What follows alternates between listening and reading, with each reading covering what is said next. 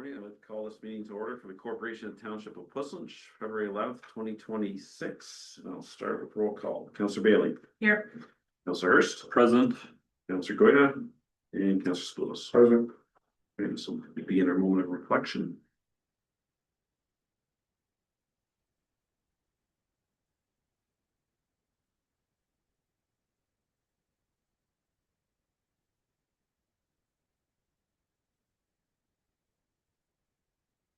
Concludes our moment of reflection. So we finally have confirmation of agenda, please. Council approves the February 11th, 2026 agenda and addendum is circulated, and a council approves the addition to the agenda as follows. Consent item 6.1.3, questions received by council and the corresponding responses by staff.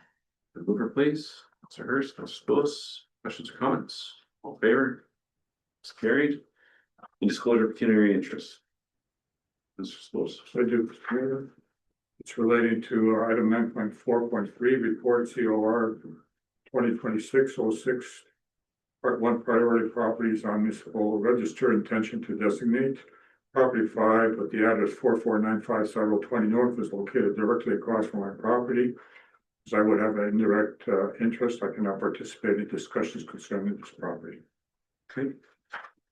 Sir, any other? We'll just pull that one out. We discuss the balance of the properties. Separate resolution. All right. So if I should have a resolution to take us into close. Yes, the council should go into closed session under section 239 of the municipal act for the purpose of a confidential report regarding the proposed or pending acquisition or disposition of land by the municipality. There's two items. They're both related to road allowances and confidential minutes from the previous closed meeting. All right, any mover, please. Councillor Hurst, Councillor Spoulos. All in favor? Carried.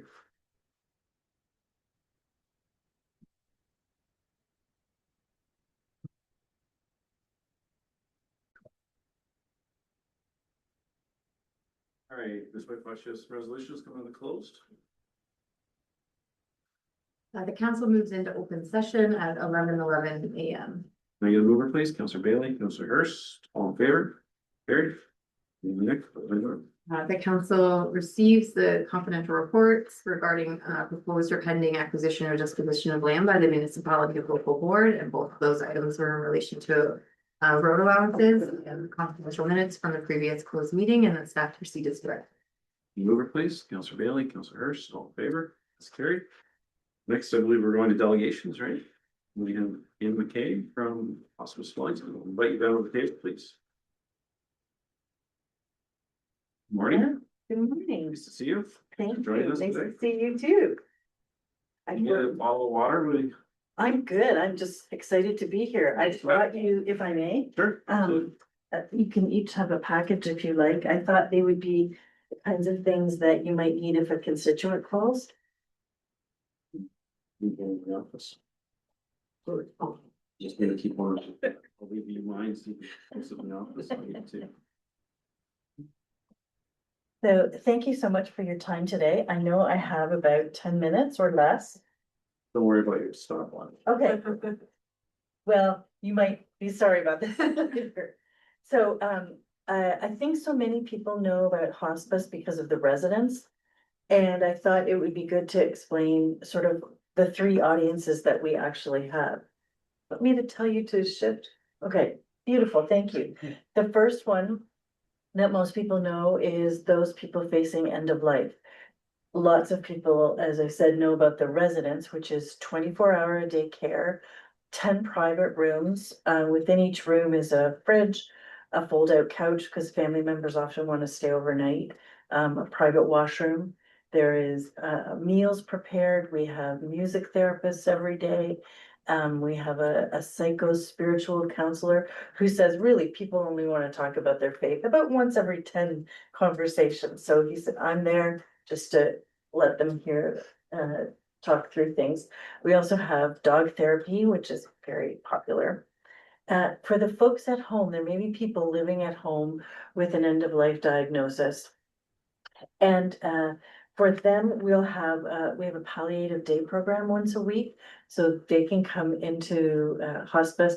I always say in that room, they're the normal ones. So they have conversations that they sometimes are tough for families to have, you know, when I die, sometimes you have family members saying, you're not gonna die, Dad. It's like, he's going to die.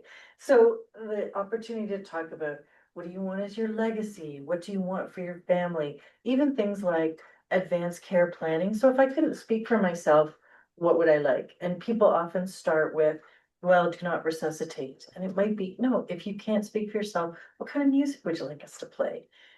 Are there smells that you like? Is there food that you like? So just talking about the whole person rather than just the diagnosis. We also, they will also have lunch that day. The kitchen prepares that for folks. And it's also a time for their caregiver to have a little bit of respite, which is huge. And we also have a legacy therapy program with art therapy. And I think some of you will have, I included a newsletter. There's one which will have two women on the front, and they talk about the art therapy program as well as the palliative day program. I think we'll go to the next one. And those two women also really highlight what happens for a couple. Because they talked about, in a strong partnership, you take turns supporting each other. When one person needs it, the other person steps in. And they said, when one of us is having treatment and no energy, we can't do that. So for caregivers, the community that we can provide can help them with that. We talk about the exhaustion. My grandmother talked about a phrase, ridden hard and put away wet. That's what people look like when they come to us, just exhausted. So for family members, that's a huge piece, to have community that sort of builds them back up again. These women even talked about wanting to spend every minute together and feeling like, as a caregiver, that's what I should be doing. And the woman who is in the palliative program loves to watch hockey and basketball, and her partner doesn't. And the group said, well, you're still a good person. So she can go watch those games with somebody else, and it's okay. And you can read and kind of fill yourself back up so you can be there for her fully. So really building that community is huge. We have walking groups in Guelph, just north of Guelph, in Marden, and also in Mount Forest. There it is art therapy that anyone can drop in for. There's also going to be a horticulture therapy program in the spring, I believe at Riverside Park, and a button workshop that's about how do you wear your grief. So big pieces. The next group, so we've talked about those facing end of life, caregivers, and the third group is people living with grief. So anyone in Wellington County can access that program. Your person does not have to have been with us. So it might be a sibling out west. The other piece is the self-awareness. We see so many people dealing with grief that they can't quite articulate. And the groups can help with that. So it might be one-to-one, it might be group support, it might be art therapy, which is really great for people who don't have the words yet. So they just kind of unpack everything really gently. I will say, for most of the group programs, folks tell me first couple of weeks are hard because they're telling stories, they're listening to other people's. And almost always they say, I said to myself, I'll go back one more time. So with art therapy, their office is next to mine, their room. And the first couple of weeks, it's just silent. And then it starts to get louder and louder, and I can hear peals of laughter. I always want to tease them and say, you kids, keep it down. I think, no, they're supposed to be doing this. So tears and laughter are both welcome. We talked about, there's a spousal group in Arthur. We have general loss groups in Guelph. Again, art therapy and walking is really important to those folks. When I say walking, they each get a little piece to read a few days before they come, then they just talk about it. And they'll walk in pairs or in larger groups. And if somebody's having a tough day, one of the facilitators will walk with them and just get them through that day. So those are the three groups. The big approach, our motto, tagline is Your Story Matters, and work really hard to make sure that we meet people where they are and as who they are. So I asked those two women, how were you treated as a same-sex couple? They said, it was just a non-issue. Everybody treated us like the couple. If there are faith pieces that are important to you, we will ask about that and do our very best to honor it. one of the first things that happens when someone goes into the residence is they start asking things like, what is your name? What do you like to be called? Is there food that you like? Are there smells that you like or bother you? Trying to get a sense of what will make you most comfortable here. The compassion, one of the things, one of our one-to-one volunteers says is when you've been telling everybody your story and they won't make eye contact anymore, that's the time to call us. So just being there because other folks can't live in that grief all the time. So we can help with that part. And person-based, it goes back to trying to figure out what will be relevant for you. Some people want to talk to one person quietly by themselves privately. Some people want to be in a group. If you're in the residence, as long as you are able to communicate, you are in charge. So we don't have times that you have to wake up. There's no official time for pain management or bathing or food. Whenever you want it, you get it. We had a young man who was part of the Special Olympics, and he loved grilled cheese sandwiches. And his record was 8 in one day, which included one at 3 o'clock in the morning. So if you want grilled cheese at 3 in the morning, we'll make it for you. Like all grilled cheese. I hope you don't need it, but and the next slide, the pieces that I would say are really important for your residents to know anywhere in Guelph Wellington. So if you live in Guelph Wellington or your person has moved in with you, so if the family member lives in Guelph Wellington, that's okay. And we try to provide services close to home. So the residence is in Guelph, but we try to have other services out in the community so people don't have to drive a long way. No time limit around grief. We know that for some people, they might want to have help within 3 or 4 months. For other people, it might be 5 years. And I often say to people, if I'm meeting them and they're raw and it's 5 years past, we say, you know, you would never forget your person. There'll always be a part of your world that isn't full, but it shouldn't be this raw. So maybe we have some folks who can help you with that. And once people start with grief support, that goes for 18 months. So it could be, they start with an individual program. It may go on to a support group. We have massage therapy, Reiki, therapeutic touch. That can be really powerful for people to keep going. So that's one of the pieces that our assessment will do. We'll meet with the person when they first come in, figure out what works for them then. And then check in after that next piece. How are you doing? What do we need to suggest next? There's so much. So the essential tips for anyone listening to this broadcast or calling you directly is connecting with their family doctor quickly. So the piece is always getting connected with community resources. It might not be us, it might be a cancer support group, but just reaching out to your doctor, calling early. Because we talked about the support for people living at home with an end of life diagnosis and their caregivers. It can be so isolating. We have resources that can help them along that way to make that journey just a little bit easier.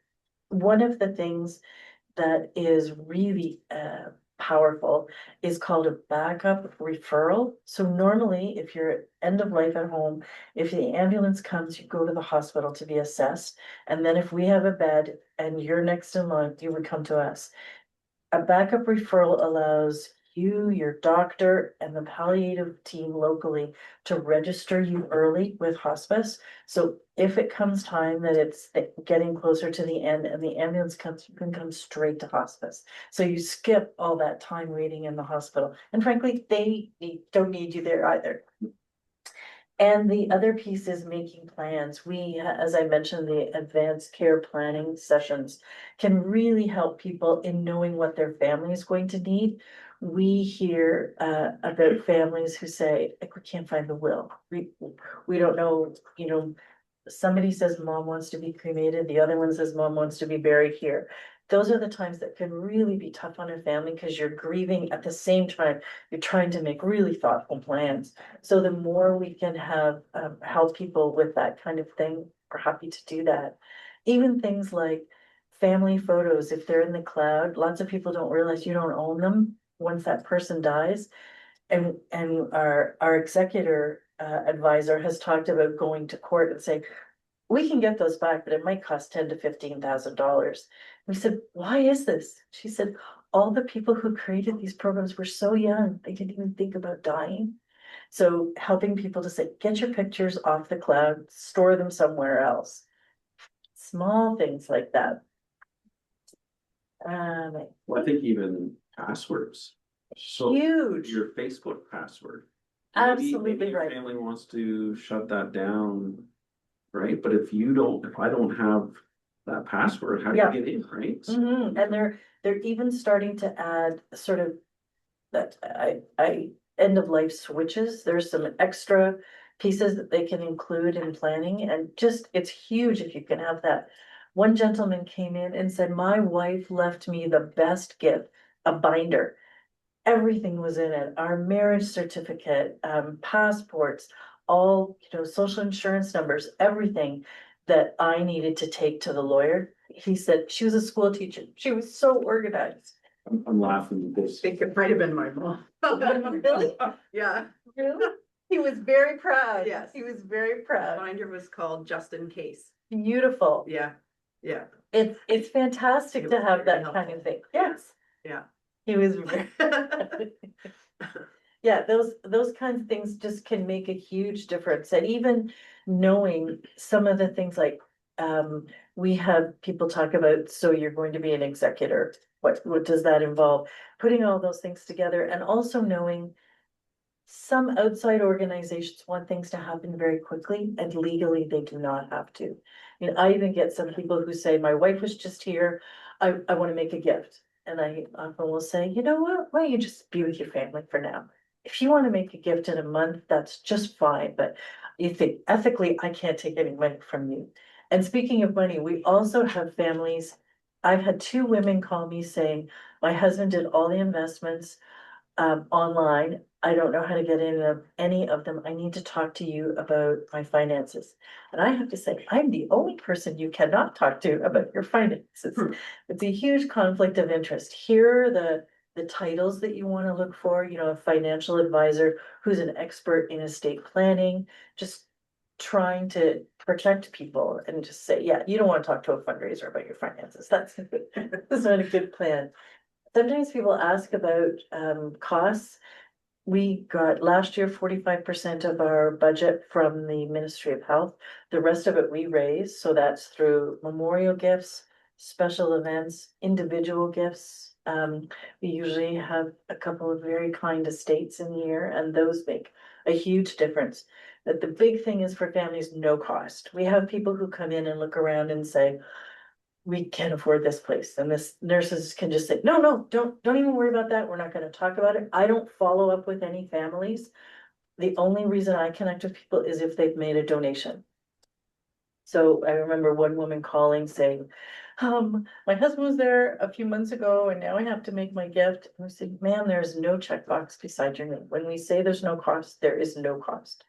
We could have in the residence a millionaire in one room and next door someone who has been homeless.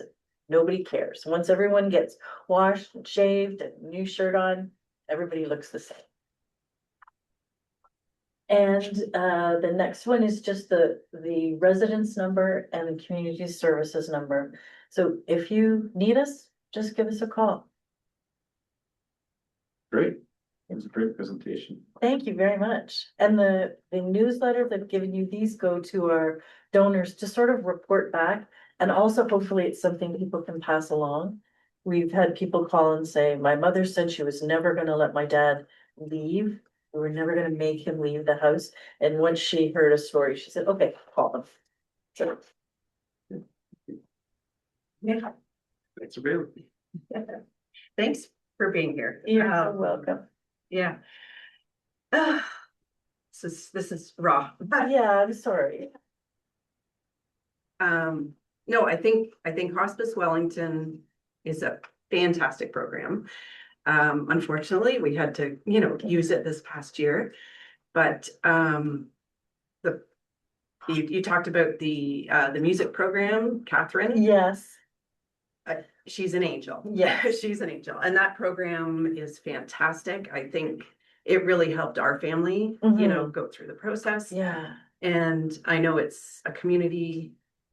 Is it considered sort of a community outreach program, the one she does the first Friday? of oh, every yes, month? yes, So you didn't mention that, but I'd like to highlight that she sort of Please. does that, yeah, after. I think it's at St. George's. Yeah, and so Like anyone, sanctuary open to music. anyone, and they can just come Yeah. and sit and listen to her and her dad, and Yes. it's a beautiful program and it's free. Yes, That was something that really, I was surprised at when we Yeah. came in. There is no cost. yeah, And the food is fantastic. So the people in the kitchen there are so great, yeah, and the fact that it's free, and it really takes a lot of. Just takes all that worry out of it and lets you focus on your yeah. loved one during that time. People Uh, talked about if that many people were coming to say goodbye and they were at home, they would be running to get food. And we'll take care of it. Exactly. You just be daughters and husbands and wives and we'll take care of the Yeah. rest. And I would say for us too, it was a real buildup. It was very, very busy. And then once we got to Hospice Wellington, it's like we were all able to take a breath. People Oh, could come and good. go any Yeah. time of the day. Yes. I think I was there at 2 a.m. once, Mhm. coming in and. Yeah, if you come in late, you might see somebody walking around in pajamas, getting a cookie and coffee. So I guess my one question Sure. was what outreach currently happens in Puss Lynch for people to know about this? Because I'm actually surprised at how many people do know about it. Yeah, But what sort of outreach, sort of would folks in Puss Lynch Yeah. see from? I would say it would probably be us coming out and talking like this. The programs, the rural programs, I think for Puss Lynch would probably be accessed in Guelph. It's usually, we've sort of been looking at how do we go through snow belts? If we're, Arthur would be really far for us. Everyone in Puss Lynch would be welcome. So that's absolutely key. I would say also if there was one-to-one support, that could either be here or by phone. And then sometimes people want to come into the office. Sometimes people who've been in the residence, every once in a while, there's someone who says, I can't go back into that building. Like, okay, usually it's more like, can I come for Mhm, breakfast? mhm. Okay, you can't come for breakfast, I'm sorry. But yes, ours would be more coming out to talk to people here to just say, you are welcome, you're part of the community, and then if it's not one-to-one, probably in the residence. Or if they wanted to go to Rockwood, that would be an option too. We host a community showcase every year now. And Yes. so I'm just thinking that might be a really Yes. great opportunity for you to have a booth or something. set up at Absolutely. The showcase Mhm. when in the fall. First Saturday of October, Okay, that would be great. so I can get in contact with you closer to That that. would be lovely, Mhm. thank you. Yeah, I think the big thing is for people to realize, and you can vouch for it, it's not a sad place. No. There's a lot of laughter, there's sweet bossy ladies in the kitchen saying, I haven't seen you eat anything, Mhm. run over here and get a butter tart. Oh, my kids. My kids loved the mini fridge. Oh, They'd yes. come in and go right to the mini fridge, and that was their after school snack, and which took pressure off me to Yeah, provide them with a snack or dinner Yeah. that day, so it was great. even things like having, all the beds are on wheels, so in the summertime, they can go out onto the porch, so surrounding the building is a pollinator garden, so you can see somebody in their bed outside with family members around and butterflies are flying around and We did that. yeah, it's Yeah. it's pretty good. great. Yeah. And during COVID, that was really key because our nurses were so thoughtful. They would say, we can only have one consistent person in as a visitor. And the other siblings don't get to say goodbye. They don't get to talk to each other. So they would wheel people out into our living room and families would come up on the porch and talk through the windows. So they got to have those moments together. And I guess my last question was just, I mean, ideally, I would love to see a little sister station in Puss Lynch with a few beds in it. So that's, like long-term planning, but So maybe I'll just plant that Sure. seed, but also what, what could we be helping with long-term planning for, council to be considering what we're providing for our residents for end of life Yeah. supports. That's a good question. I would say one is watching population growth, and I'm speaking without any backup. But watching how the population is growing in this area and letting our executive director know, we're seeing this happening. This is an alert that we want you to be aware of. And I think the other piece is, just as you talked about the showcase, bringing us in when it's possible to talk to people, because that's the really sad part. If people go through something really tough and they don't know there are supports for them. And also, I would say, if there are people wanting to volunteer, because we're always trying to find volunteers in every location, so that it might be, well, we'll just meet at the farmer's market or yeah, at the antique market. And we can chat there, we can chat in a place where you're comfortable, so finding local people is really powerful. And also, the more folks are involved, when I interview people for the newsletter, I so often hear someone say, I thought I could handle it on my own, and one of my friends said, you haven't got this, go talk to people at hospice. Or I'm a hospice volunteer, I can't be your person, but I know there are other people who can do it. If friends don't want to be there, the key support for another friend. So that's huge. Talking about it is amazing. And if you have local agencies that you think we might not have known, our outreach person, Julie, was fantastic at that. But if you hear of a group that might need us, family health teams are a really big connection for us. So that would be amazing. And then I didn't hear you talk about the board. You have a board of directors? We do. How does that work for? Like, what do they do? Bishop board. Their responsibility is governance. Where are we going? What does that look like? We have programs in the county. Right now, we look at what's happening with the Boyne Hospice between Fergus and Elora. That's not our project, but they would look at what are the partnerships we can build with them. So they're a governance board. Yeah. Good. Thank you for being You're here. so welcome. Thank you so much. I appreciate the questions. Any others? Oh, Yes? Counselor Hurst? Oh, you have more to come.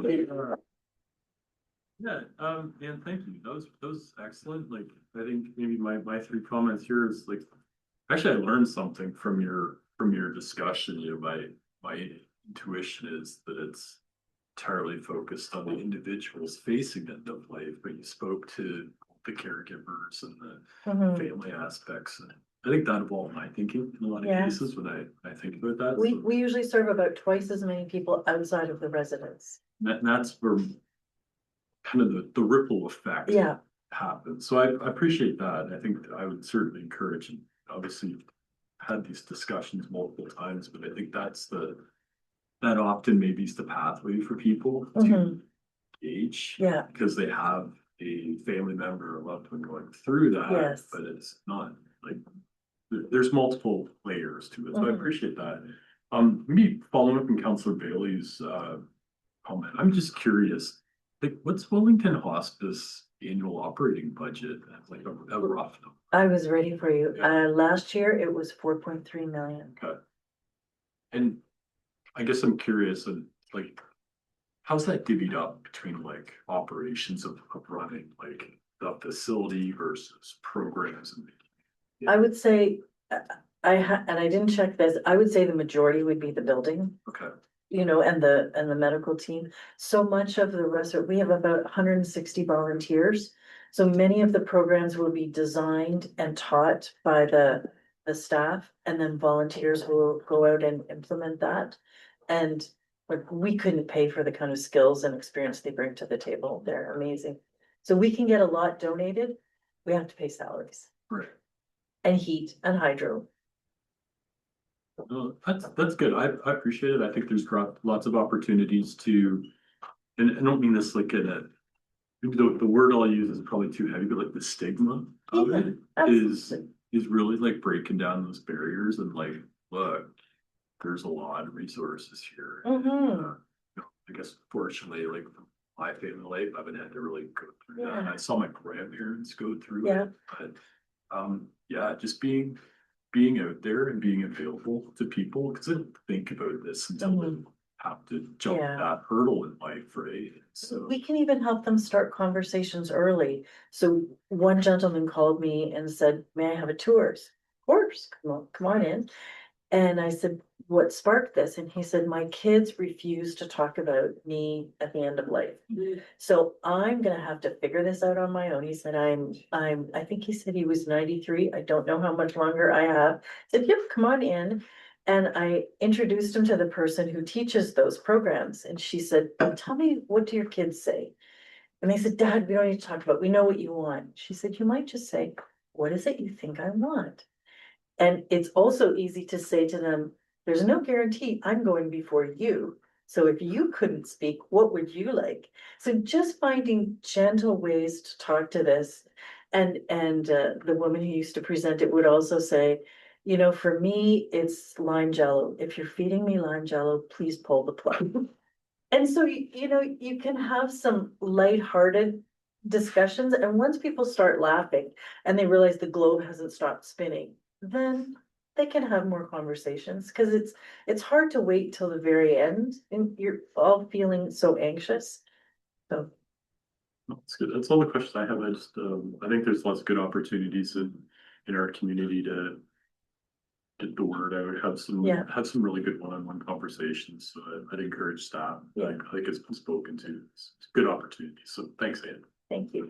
And as Councillor Bailey said, another piece that would be really helpful for us, I think, is to, if you know people who work in HR in the area, please tell them about it, because one of the first folks that you'll talk to is, I think, bankers, financial advisors, and probably someone at work to say, I'm sick, or someone in my family is coming to the end of life, I may need some time off. And to be able to say, I can connect you with some resources, that's huge. Yeah. Suppose. Thank you for the presentation. Certainly I'd like to push this out a little bit further into our community. I was wondering, our CEO, we have a Facebook page. Is this something we can push out on this topic? So through Mr. Chair, typically what we like to do is reshare posts from organizations. So Okay. if, I'm not sure if hospice has. We that are all online, over it. That's Yes. great. So Yes. then that's something we can absolutely do. Oh, that would be wonderful. Thank you. Yeah, notice you have an intensive website. That's another, Mhm. but we can Mhm. people aware of. Very, Yeah. we're very well, a lot of the stuff you covered up in here is there as well. Thank So you. it's very good. And we often have public presentations that anyone is welcome to attend, so those will be on the website too. It's great. Thank you. Yeah, great presentation. I would suggest staff taking a look at. We have a list of agencies that operate within the township. I don't know if this would, I feel even though you're located in Guelph, take some consideration to adding Hospice Wellington to that list. Mhm. And thus, if Yeah. you want to do community outreach in our facilities, then you receive a significant discount. I would Oh, thank you. whether that even transpires or not, but Yeah. at least, if we don't embed it in the policy, if we do go down that road, then you're gonna end up paying the rental rate. Mhm. And I'm sure this council will be supportive Thank of, you. that, but we'll let staff take a look at it. It also suggests that we do annual grant program. We don't have a lot of money to hand out, That's okay. but somebody told me, you look after the pennies, the quarters will look after themselves, so. Absolutely. I think next year I would like to see you apply through the grant program. Okay. Because there's generally, I think, good uptake on that program, and we have to make decisions. Yeah. Historically, we have moved some money around from different groups because, we've been behind one group for 5 years or whatever it may be, so. Maybe you can speak to the different tiers briefly. There's a 1 to 5,000, maybe 1 to 5,000 kind of thing. And through Mr. Chair, we do have a policy that sort of guides us through that, and our finance team can provide you with some information, and we Okay. could do that following the meeting, just so you have it for Okay, the that next would be year. great. Um, Thank you. yeah, the Wilson Showcase, that was on my mind. Thought that was a good recommendation. I don't know if there's anything at the county, why, I know the hospice up in Ferguson, Laura is engaged with the county, I don't know if there's programs that we should be trying to connect them to, but, or if you've already done that, but, anyways, it's, yeah, it's that. I think my predecessor had done presentations up there, but we're always open to more, so. The county has a grant program as well, Mhm. Okay. so I would strongly encourage you to apply for that as well. That's all I have, but it's generally a tough topic to discuss in life. I Yeah. worked a lot of years in emergency service, so I've seen, you know, my fair share Yeah, of it, but I had a stigma associated. I just had some vision of everybody laying in a bed and groaning away, and not like, here it's not that. oh, no, Because, you know, from my perspective, I don't need to see any more of that. Yeah. But when, if families are going in there and that's amazing. mm-mm. I spoke to one person who was with us for a while and I said, Jenny, I'm going to see the Rotary Club. What would you like me to tell them? She said, it's the best resort I've ever been to. And I said, I might not say that, but you know, you want it to be a place where people feel seen and heard and respected is the biggest thing. Cause I think for so many of us at the end of life, you think, if I don't have power, will I have any authority? And the point is, whatever you want, we will do our very best to get for you. You triggered a thought for me, and when you said, you know, what music you want to hear, I have music that I like that my entire family despises, and that's going on a list. I'm gonna play that music. We will do it. Every other time they don't let me listen to it, so. And Cheers for two. just before you go, what fundraising initiatives do you have coming up in 2026? I know you do golf, like a golf tournament, Mhm. things like that. Next week we have Retro Royale. We used to have something called handbags for hospice and we'd auction off fancy handbags. The participants said, we want to have more fun, and our fundraise and our events guy said, I'll give you more fun. So the last 2 years, it's been an 80s theme. And this year it's 70s, so it's just bonkers. In the summertime, you're right, we have a golf tournament that's usually sold out. It goes really fast. At Guelph Lakes course. In the fall, we have, as so many organizations do, the Giving Tuesday.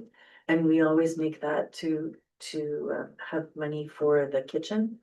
And Barzati Woodworking were the folks who gave us our kitchen, so they match like 15,000 every year for that. And then at Christmas time, we have Tree of Remembrance. Yeah. So for so many people, that's a tough time of the year. So it's a chance for people to buy ornaments, but the volunteers there do a lot of hand holding and just tell me about your dad. And because people just need to be somewhere to say it, and it's not always welcome at Christmas time or the festivities for any faith at that time of year. Good. Try to push that out and Yeah, get that support. Thanks. thank you. Give a motion. Yes, it's received for information. Okay, move please, Councilor Bailey, Councilor Swillis, all in favor. Well, thank you for your time Thank today. you very much. It was lovely to meet you all. And you can tell your dad I've been bragging about. you. Yeah. Make my binder. That's exactly, we all do. Thank you. Binder. Next delegation virtual.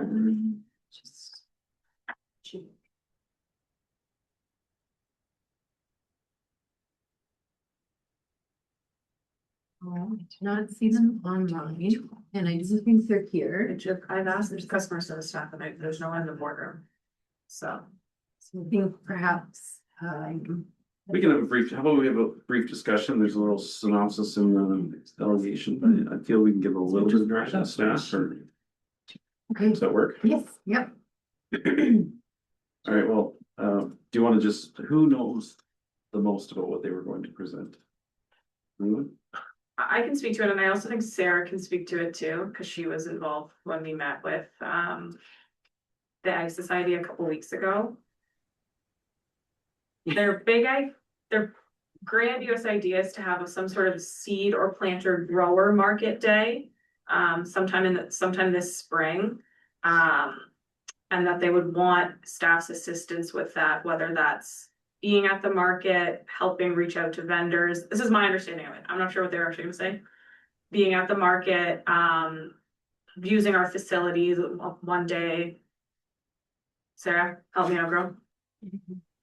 That's correct. They were interested in doing like a seed growers kind of plant event to bring local growers in the community to the community through the use of our facilities to promote that springtime growing at this time of year, is my understanding, so that folks could maybe purchase seeds, maybe purchase some seedling plants in anticipation of the spring planting season. We had a very high level conversation with them, and that was kind of my takeaway on what they wanted to host. But the conversation really hadn't developed any further than that. Where I was at, with brief conversation early, maybe we can offer the facilities at a discount, or maybe it's a township driven thing, but I'm hoping we can give staff direction to continue to work with them on this project. And maybe that's the starting point, is the you know, the reduced rate. And then articulate to them that they need to come back to staff with a bit of a more comprehensive plan or whatever. Then we can look into if we have the, you know, staff time or whatever assistance. But right now I would just want it not be a hard no, it's a maybe, and we need more information. That's kind of where I'm at. What are your thoughts, Councilor Spools? Oh, sorry, yeah, went the wrong way. Sorry, Councilor Bailey. Yeah, I mean, I love the initiative. I can't wait to show up and buy some plants, and Yeah. I would hope maybe there would also be some local advice, like based on the zone that we're in, and the seeds and the plants would be, you know, for the zone, for our growing zone. Yeah, whatever support that we can do to help encourage something like this partnership, I'm all for. Whether it be with a discounted rate or just space outside. I don't know what the thoughts are. I guess it depends on weather as well. But yeah, to encourage that conversation to continue, I think is great. First. Yeah, I like it. I think, hey, it's a novel new idea, so like, try it, learn from it. Yeah, I think it, like, I go back and maybe ask what maybe a more formal plant attack is type of thing, in terms of like hard dates, times, what it would entail, what is being asked of the municipality, what is volunteer driven, all that type of stuff. But I think, sure, like, anything back to like getting a world where like the farmers market was a thing on Saturday mornings, I think is a good thing for the community, and it utilizes township infrastructure, where maybe on a Saturday morning it hasn't the last couple of years to the degree it used to be. So I'd be maybe sensitive that this isn't like in a every weekend for 6 weeks type of thing. I think it's like one date, maybe in like the first week of May or something like that. But I'll leave that to the Ag Society to kind of shepherd. But I like it. Yeah, I like it. I'm sort of trying to compare it to the Green Legacy tree thing, where we used to have it every year, where the county provided the trees and the counselors at the time would go out there and help to arrange it. And I can see us volunteering instead of staff type of thing, going out there. Using the blue building, that's the traditional building for the Green Legacy trees, and that's just requires staff to put the tables there out for everybody type of thing.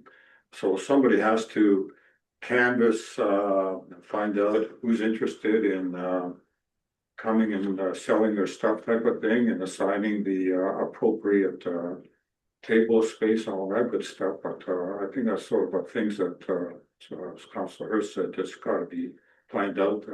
We need the Agriculture Society to say, here's what we're gonna come to table with. And certainly we can offer the space like the blue building. I think that's minimal cost. And I think we can all volunteer at some stage as well to help this guy. I'm not looking to you, Mr. Mayor. I'm just thinking of all the things I'm gonna volunteer you to volunteer for. Oh, no. Just tease So, off. it's an opportunity, and it'd be good to, one of the things that comes out of the plan that we're gonna hear from our CAO is more community events type of thing. It is certainly, one event where to draw things together. It's springtime. Let's go out and get some seeds and see how they grow type of thing. Maybe enter them in the fair. Yeah, the fall fair. Well, I was just gonna mention, maybe, I don't know if we can be adding something to the youth committee agenda, but just letting them know once we have a date and a time and maybe a specific job description, we could have, approach the youth committee and see if they would like to volunteer as well. Yeah, I think if, we're providing a support role, it was great. But we don't know yet if their idea was that they just pitched the idea and then the township run with it. I don't know that we have the capacity for that, but it's too early, but I agree. Like, you and I have had conversations about community services and groups that provide different things and how they need support and so we'd already had those conversations. So I think this fits that conversation. It's just needing to know what their expectations are, and hopefully we can come to some sort of middle ground where we provide this support. I think it would be great. So I assume you're okay with that. You can take that back and. Yes, so through Mr. Chair, I have it, the motion prepared, where we're going to request that additional information from the Ag Society, but I'm wondering if council wants to authorize at this point, the use of the township facility for 1 day per year, and also authorize staff to support, just so that we can kind of hit the ground running. If we already have that in place, council's okay with it. I think if we don't know the details yet, but we know the support we can offer, that might help the group try to get organized so that they know what they can do. Yeah, I don't know what the support would look like and whether we actually have the capacity from staff to do it, but So, Mr. Chair, you can word it. yes, Yeah. I've worded it sort of just strictly around that administrative support. Yeah. I'm thinking, discussing with staff like promotion, like promotional materials, online promotion. Certainly if there was some administrative support in organizing, vendor outreach, I don't think that's something that the township can own, but we can certainly support them with that. And then I think we would perhaps want to come back to council and talk about like actual staff resourcing support if that's being requested, again, because comes at a more significant cost than perhaps the admin or the facility use at no cost. Let's do it and learn from it and reevaluate after, but yeah, I think I'll leave it to you to kind of shepherd that how you see fit, Gordon. No, I think, council would like to volunteer as well, I'm sure. Specifically the mayor. Yeah. No, I don't have much of a green thumb, but I'm willing to learn. Super white. Yeah. Okay, Maybe we could volunteer, Mrs. Mayor. she'll be there. Okay. So do you want to read the resolution, please? Yes, so it's that, so the delegation unfortunately wasn't able to be here, but just the delegation materials being received. That council direct staff to follow up with the Ag Society requesting more information on the event and the support being requested. And that council authorize the use of township facilities for 1 day per year for this event. And also administrative support from the township, such as promotional materials, both hard copy and online. And also reach out for volunteer support from both council and our advisory committees. Great, Hoover, please. Mr. Bailey, Councilor Hurst, all in favor? It's great. We want to break now, or you want to keep going? We can break. I think his lunch is here. Yes, okay, it is here. All right, let's take a break. Let's go. Welcome back, everyone. I believe we are on to consent agenda items. Get resolution, Ms. Fox. The consent agenda items listed for the February 11th, 2026 council meeting be received for information. Take a mover, please. Councilors, Spillis, Councilor Hurst, any items be pulled out? See none. Okay, all in favor? I thought I was gonna get it through. Just two quick comments, 6.7 is, I'm very disappointed, this means a lot more work for us, this is the development charges, that's a really bad news to see more paperwork. And 6.10, that was a really great newsletter from the top, it was Yeah. really good. So Alyssa, right? Alyssa and Courtney, interesting. Oh, okay. Question Oh. about that. Go ahead, Councilor Bailey. I put, Tabo newsletter, fantastic. Can it be shareable? don't know how we share it. Especially the call out for the vacant executive member. So like being able to help share that we're looking for members. And then the website showed a newsletter from 2021, but I didn't see any, were there any other newsletters? Or was it just the one and then now the new one?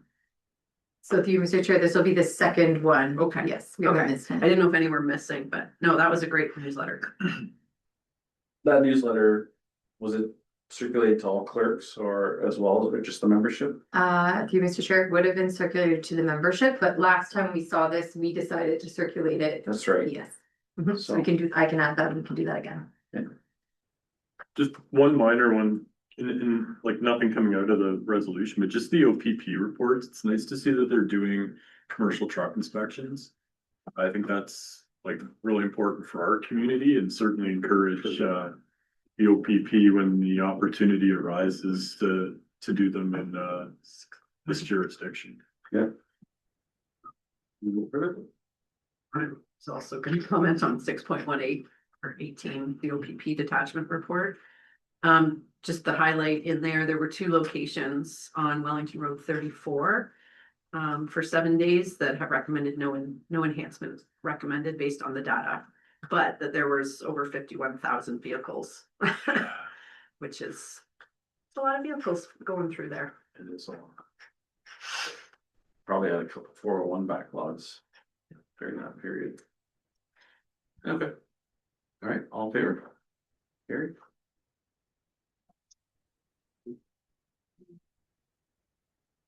Public meeting, March 4th, 2026 at 6:30 PM. It's being called an open house held in person at the Public Pleasant Community Center, 23 Brock Road South. Community Improvement Plan and Urban Design Guidelines Open House. Number 2, that is council attending that one, or You, Mr. Chair, not mandatory, but certainly welcome. so it's not a public information means it's an open house, so it's an option for members, okay? All right, our next one is 9.2.1. Pull it up, assuming it's Miss Hassan, yep.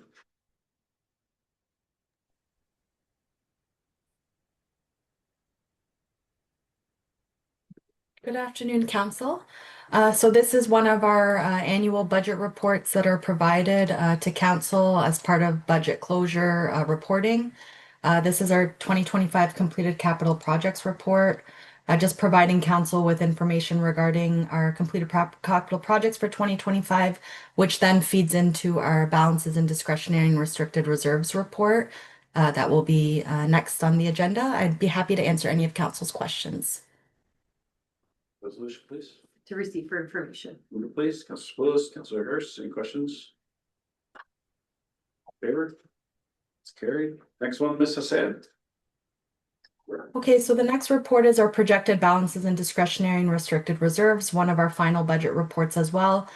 We have provided information on these balances throughout the budget process, through our capital budget and operating budget deliberations. I'd be happy to answer any of Council's questions regarding this report. Need the resolution? Information. For information. All right, move that, please. Councilor Bailey, Councilor Hurst. Any questions? All in favor? All right. Carry on. Okay, the next report is another annual budget report that's required in accordance with the Municipal Act, Ontario Regulation 28409. The purpose is to outline our 2026 operating capital budgets in a public sector accounting board compliant format. I'd be happy to answer any of Council's questions on this report. I'll read that resolution. So that report be received and the council adopt the report as meeting the requirements of the Ontario Regulation 28409, outlining the preparation of the 2026 operating and capital budgets in a public sector accounting board compliant format. Thank you. Move it, please. Councilor Spillis, Councilor Hurst, any questions? All in favor? Carried. Next one. Okay, so our next report is just our 2026 budget final report. It provides the bylaw as well for council's adoption. It includes the results of the public information meeting that was held on January 21st regarding the proposed budget, the community engagement survey through Engage Puslinch. It provides those results, and it also seeks council's approval to enact the budget bylaw. The report includes all of the reports and presentation materials that have been provided to the public and council through this reiterative budget process. Our meeting started in September, and today's our last meeting to hopefully get the budget approved for 2026. Great. And through you, Mr. Chair, I just have one comment for the budget. Just as it relates to one item where council gave pre-budget approval, and that's in relation to the heavy truck enforcement cameras. So the financing strategy for those cameras has changed slightly, subject to council's approval. It was going to be a capital purchase, and what we're looking at now is more of a lease format. And that has a number of benefits in that if cameras malfunction or they need replacement or if they're damaged, we're able to replace those without incurring additional costs. As well with this vendor that we're looking at leasing from, it does have built-in artificial intelligence, which will help reduce staff time in terms of reviewing that information and issuing fines. We do anticipate that the year-over-year costs associated with the lease will be fully funded through AMP's revenue. But again, we're just in the first year of that program, so we'll have to report back on what those revenues actuals are, but we do anticipate the annual costs year-over-year to be covered. So the actual cost for 2026 is actually less, around $10,000 less than we had thought. It's around 33,000, so that upset limit is not going to be exceeded, but there will be a year-over-year cost that will include in the budget going forward. With the intent that any revenue would offset that. Correct. Just wanted to make sure council is still all right with that funding strategy, just given this is a better option overall. Is that reflected in the report? Somewhere? Sorry, that information, this is just a verbal update from our CAO. So the upset limit is 44, that just won't be spent, and the authorization of the 44 was coming out of reserves, so we'll just take less out of reserves. Okay. Exactly. Thank you, Mayor. You're welcome. Yep. So I like the operational efficiency with that scenario as opposed to previous one. Yeah. Yes, sorry, you mentioned the fact that it's gonna be paid through AMPS. You mean entire 30,000 to be paid through AMPS?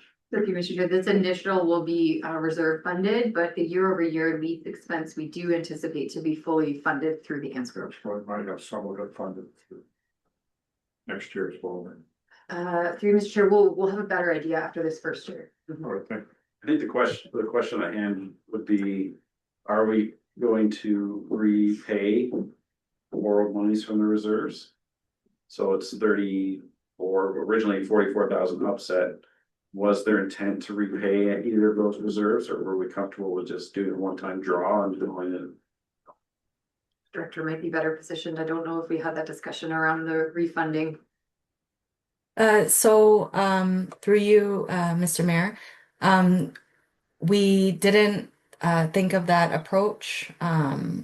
Usually our upfront costs are reserve funded, and moving forward, the operating budget, we could have a refund strategy if that's what council desires. But we are comfortable with the current approach of having the full upfront costs funded by reserve, and then in 2027 we would have the operating costs and the revenue aspect that the CAOs indicated be fully funded in 2027. Yeah. The ongoing operational cost is a priority to be funded. If there's significant monies generated, then I would appreciate staff reporting back with a strategy on that, whether it's replenishing the reserve. But for now, because there's too many unknowns, comfortable with going forward. I'm excited about the fact this new camera has the AI capacity, because we were potentially looking at literally a staff member going through, getting a complaint, going through photo after photo, where this should narrow that down. I'm not saying it's going to be 100% accurate, but I would even guess 80, even if it's 80% accurate. It was save a ton of staffing, so, it'll be interesting, see how it goes, so, great. All right, so do we have a mover and seconder for that? We don't yet. Okay, can I get a mover and seconder? Counselor Hurst, Counselor Scholes, this is the budget, right? Yes, so the motion reads, that the final budget be received and the council gives 3 readings to bylaw 2026-004, being a bylaw to adopt the budget for the corporation of the township of Pleasant for the year of 2026. Great, and then the mover and seconder, all in favor? Carry. All right. 9.2.5. This has. Okay, yes, thank you very much. This is great news for the township. We've been successful in a grant application to the Ministry of Transportation.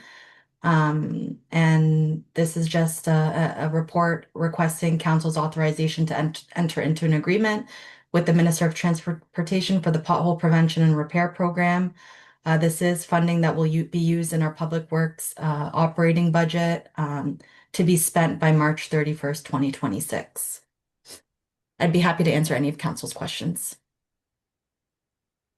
31st, 2026, well, give us a couple of months. It's interesting. Anyways. Okay, do you want to read the recommendation? Yes, so that the report be received and that council give 3 readings to bylaw 2026-005, being a bylaw authorizing the entering into an agreement with the Minister of Transportation for the pothole prevention and repair program. And with please, Councillor Bailey, Councillor Hurst, questions or comments? Yeah, just a question around the timing. Since the date of the agreement's from April 2025 and it needs to be spent by March 2026, is there a way we can retroactively cover any costs already spent? Yes, so I will work with the Director of Public Works. He is also going to be purchasing some of the materials for gravel prior to March 31st, 2026. So we do have a game plan in place to ensure that any expenditures from April 1st, 2025 to March 31st, 2026 are reported on as part of this grant. Perfect. Okay, great, thanks. Okay. Thank you. That was the clarification I was looking for, because I was reading the report, it was gravel road maintenance on the shoulders, and like you're still into the messy part of this spring to be doing that. But if the cost can be incurred and then utilized later, perfect. Great. Yes. Question on the 38K, is that the maximum our township can get, or is that the maximum for every municipality? It was the maximum amount that the township could get, and I'm assuming it's the same maximum for other municipalities as well. I believe it's a grant for smaller rural municipalities, I believe, but I could be incorrect. Is there any indication whether this will be continued on in future years? There was no indication. It is typically that this is a new grant that was just recently announced in December that we quickly applied for in order to get the funds. That's all I have, thank you. All right, do we have a mover and a second? Me too. Okay, all in favor? It's carried. All right.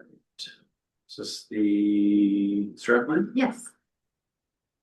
All right, so, Mr. Chair, we're just sharing screen here to show, just present the first draft of the final strat plan.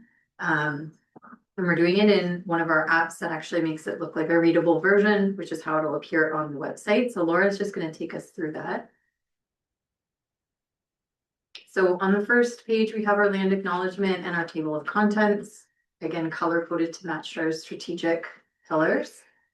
We've included a mayor's message, as well as just information about our counselors. We have our strategic plan outlined, so that includes our vision statement. So our vision is sort of what we want to do. Our mission is how we're going to do it. So you'll see those 2 statements sort of bookending that first page there. And then you have, again, taking some feedback from council. From the previous one, we've narrowed it from the 6 pillars down to 4. as we worked through the actual goals that we're going to build out the accountability plan, it seemed to be just a better fit to have those combined into 4 pillars. So again, the 4 pillars are going to be outlined in this section of the strat plan. Within each pillar, there are those subheadings, they're color coded as well. So they're talking about how what we're looking to do within each of these strategic priorities. And then again, further in the accountability section, it outlines specific goals under each of these, but it's just an easy way to navigate these sort of large overarching themes that that council has set as their priorities. You'll see it again, the next page has the 3rd and 4th pillar there. What we've done, sorry, Laura, if you just want to flip back, you'll notice as well on these pages, all of these photos are directly from our community. So we were able to pull those in, but you'll also notice there's some statistics that are being pulled out of the residents survey that we put out there. So it really is reinforcing what the community, their feedback was in terms of what's priority for a community. So you'll notice again, the first strategic pillar that we have, it was because residents really identified having the environment and rural open spaces and protecting that being the #1 consideration for residents in the township.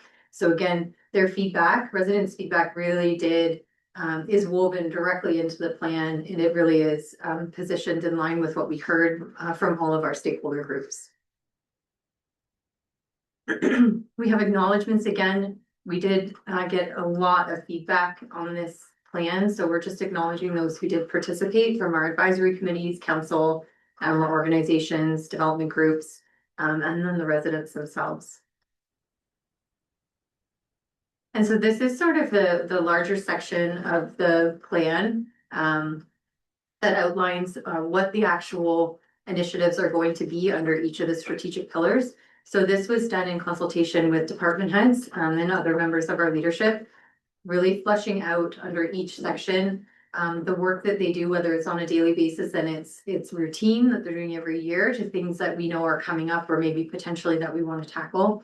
So we've included in this section, both for council staff and the public, what the actual project is, who's supporting that project. Sometimes we see it external, a lot of times it's internal support. What the key performance indicators are going to be, so how we're actually going to measure the goal. And then again, a little bit on the timeline or if it's in progress. So what this accountability section helps with is being able to measure the success of our plan. It assigns ownership to a specific department.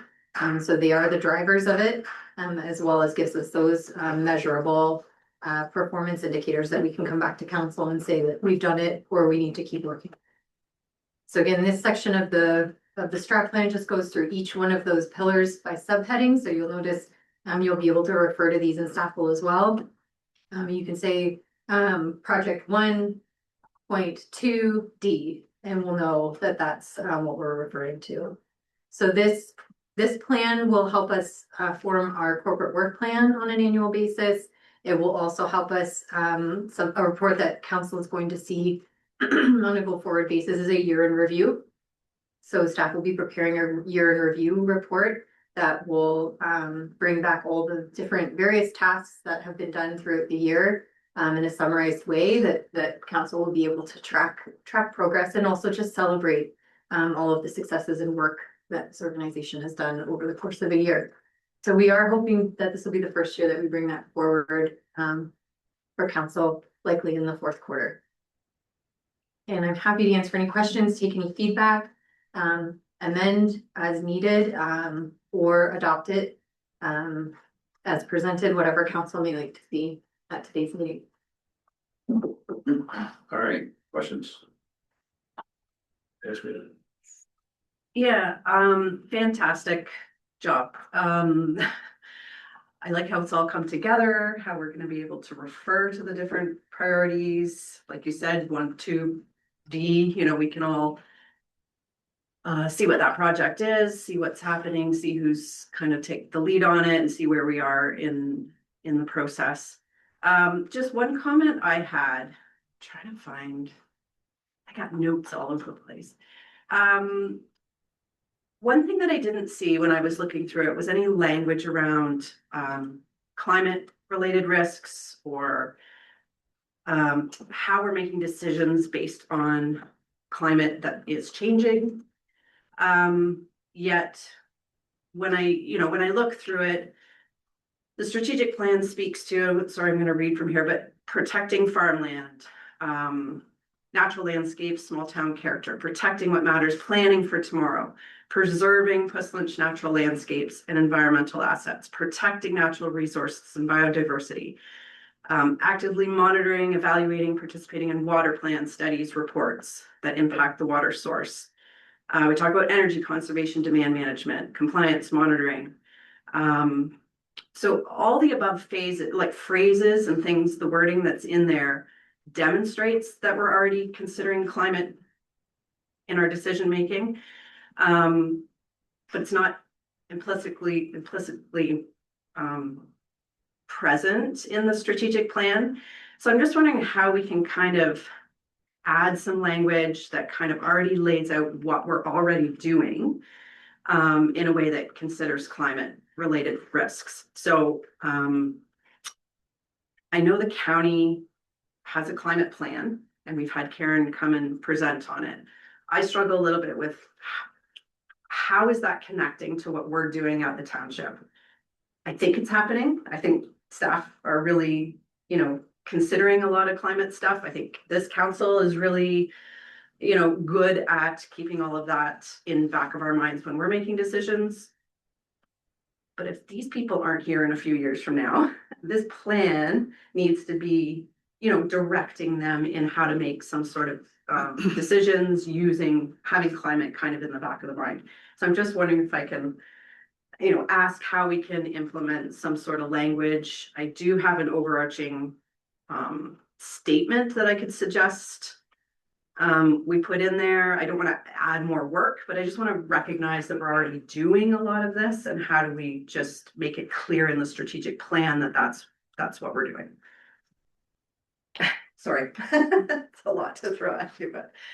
So through Mr. Chair, just in considering, where this fits in the plan, I do think there's the right place for it would likely be under section 1.2. So again, protecting those natural resources. And some of the wording that was shared that I think would fit nicely under that section, but it does have that sort of broad reach that I think Councillor Bailey's mentioning when we're talking about things we're already doing, but giving that consideration to projects that may not just fit under section 1.2 would be climate related risks will be considered where relevant across all strategic pillars to support long-term resilience, fiscal sustainability, and informed decision. So including that under this section will put staff and council's minds to that aspect of things while we're considering projects and initiatives and that. And it also gives us a way to track it where it's specifically in that section. I like that. I like that wording. So climate related risks will be considered where relevant. So that gives some flexibility still with staff, which they're already doing across all the strategic pillars. So whether it fits or not, we can consider whether there's any climate related impacts to whatever the decision is that's being made. In terms of tracking it, like in the strategic plan, we have the column, the KPIs. So I'm not sure what that would look like, but maybe I would just leave that to staff to be able to inform council, was it considered, was it not considered, or we tapped into the county climate plan and got direction through that plan. But I guess I'd like to put on the floor just the addition of that that paragraph under 1.2 as was suggested. Yes, sir. Yeah, thanks. Bunch of comments, but I'll try to keep it like high level thematic here. Really good job. Like visually, whoever did the layout and the visuals, I think excellent. Like I think that's fantastic. I think I had like a few just like what I would say like technical comments around a few language pieces. I don't want to go through line by line today, council, for that, because that's not an efficient use, but I think I can just send it to you, Courtney. I don't think any of them change the strategic elements of it, but I'll give you like one example. I think there was one inappropriate development. I guess like my suggestion would be incompatible development, right? Because I like, depending on who's viewing it, it's inappropriate, depending on the vantage point. But what I look at is need development that is compatible. Or, you know, like, and again, I don't want to go down this rabbit hole of wordsmithing, but I think there's a few ones that I just teased out from my lens that I think I would put back to your team to consider. Doesn't change the How many do you have? 8. Read them, please. Okay, page 286, incompatible development versus inappropriate development.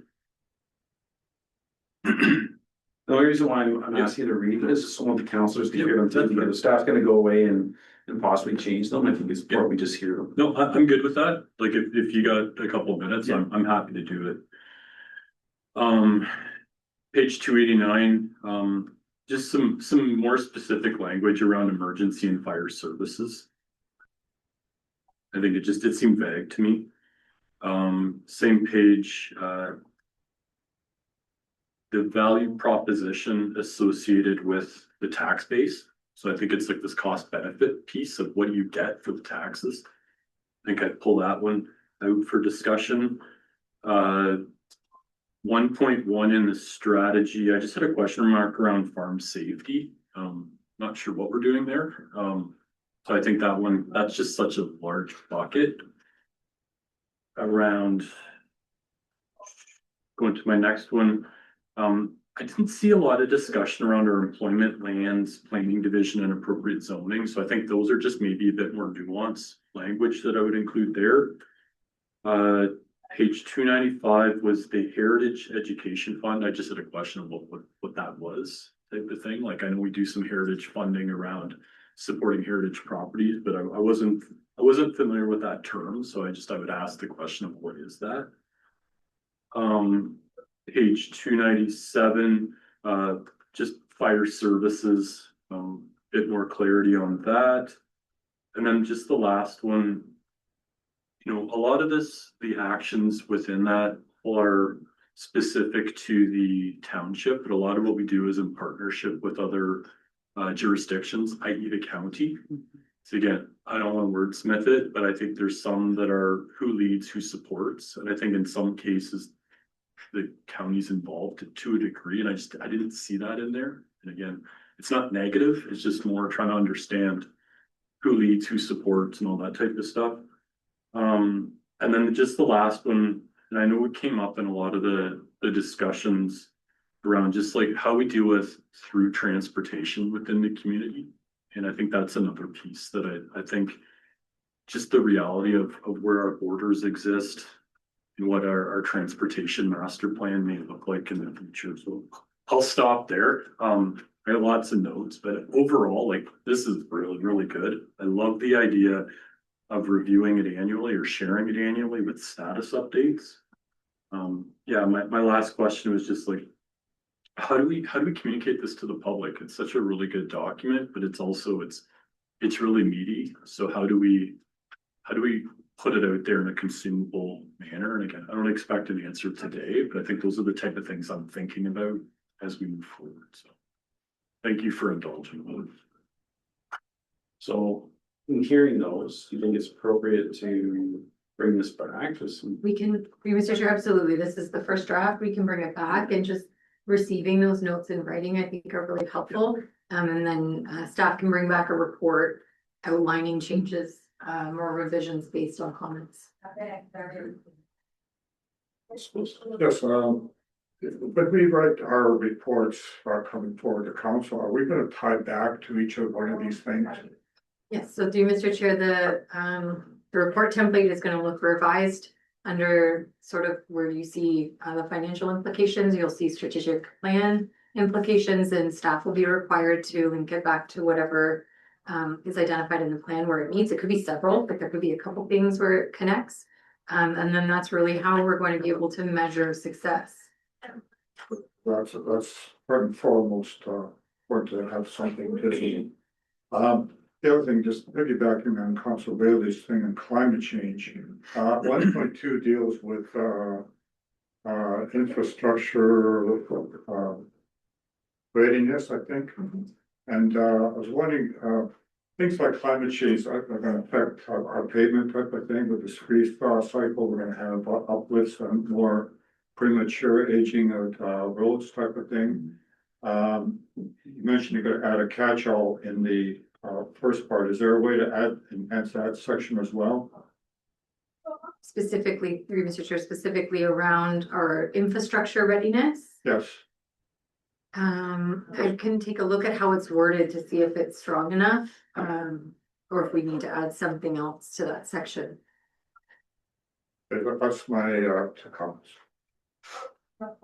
Well, I sort of also echo the, full councilors, comments on this. It's been a great piece of work in such a short time. Really appreciate the, time and effort that's gone into this. And I feel it's important that we at least consider climate change in the decision-making process. I don't want the language to be too firm that it's a shall. In the most recent planning committee report for budget, I'm gonna get caught up in the details, but I believe it was in the 10-year plan. The real proposed climate change initiatives are a $9 million hit to the levy over 10 years. So climate change has a very real cost, and one example of that is EVs.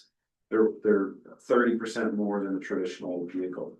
So taking that in, looking at it is important, but if we're gonna report back on a climate change initiative, I wanna see the comparison to, say, you know, you maybe have the gas guzzling 70s vehicle they used to use, and maybe there's a hybrid that's in the middle, and then you have a full EV. Because it is a real cost of the budget. So if, you know, for the county, that's a 1% levy increase, or potentially a 1% levy increase every year just for climate change initiatives. So I like how it's tied, but it's not a firm, and staff can look at it and review it, because I just wanted the council here to recognize there is a cost to that as well for our taxpayers. It's just for clarification. I wasn't looking at climate change initiatives. I was looking at climate related risks. And then how does that impact our infrastructure or the things we're already doing? How can we actually save money knowing that the climate's impacting our infrastructure? So it wasn't to add cost to things. It was how do we mitigate the risks, right?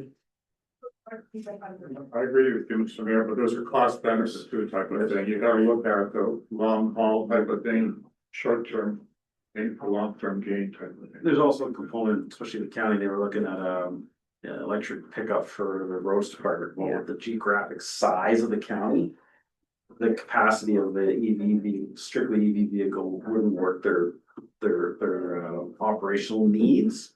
But maybe, you know, a different department that doesn't need to drive 400 kilometers a day, every day, 7 days a week or whatever, there is a fit. So there's a place for these things. It's just, I just didn't want the language to be too firm and ties to something, and I just wanted to bring that up.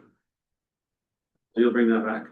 So we have it to receive today, and that staff, council direct staff to bring back the final draft at a future meeting incorporating the council's feedback. One other problem. Do we not have a non-chipmunk face mayor picture?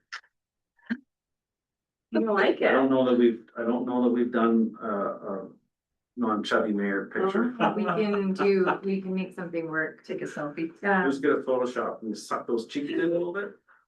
I could. Yeah, okay, AI. there's actually good AI headshots that we can do, okay, so there's no photographer Happy face. required. yeah, Yes. okay.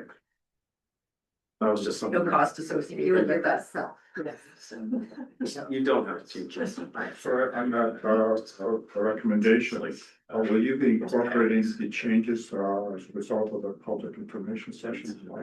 It's already in, so we had our public, actually, we didn't have a lot of turnout for this, for a public information Did session. you have the next one?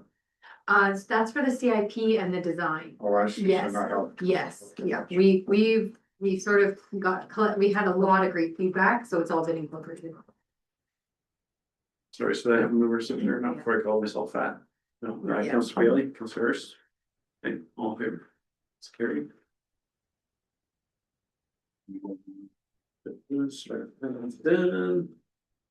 All right, this is 9.4.1.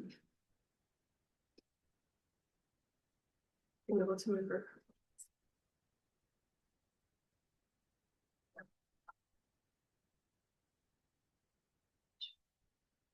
Just like.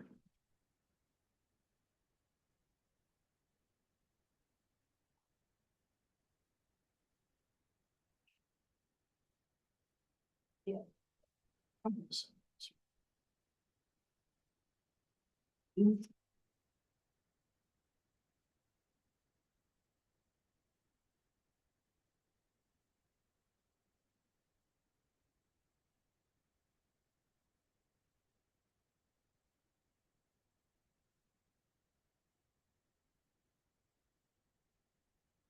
Good afternoon, afternoon, Monica. Council. Through you, Hi. Mr. Chair, the purpose of this report is to seek Council's direction to deem the zoning bylaw amendment application for the property municipally known as 6759 Laird Road West complete. This is a procedural step which will allow township staff and consultants to begin their technical review of the application, and I'd be happy to answer any questions if Council has any. Great, thank you very much. Do you want to read the recommendation or as presented? It is Yeah. very lengthy. So if you, Mr. Chair, the recommendation as presented is what we have done in the past. Just recognizing the procedural step, and that there, it does not, constitute a decision on the application. Okay. Any questions? Yep. You have a question? Thank you. Shoot.